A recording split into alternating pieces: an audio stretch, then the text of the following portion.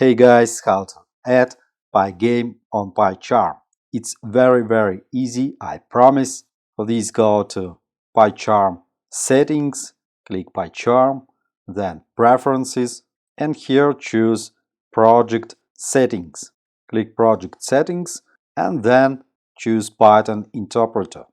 We need to add PyGame here. For this, click plus and find PyGame library. It's our Python game development library PyGame. What we need, select PyGame and then click Install Package. Package PyGame installed successfully. Close this window and we see that we have a PyGame package. Click OK and let's check it. Clear start code and let's write import PyGame. OK, let's run this code. And in the terminal we see that our PyGame package is installed. Have a good day, have a good coding, like, subscribe, see you.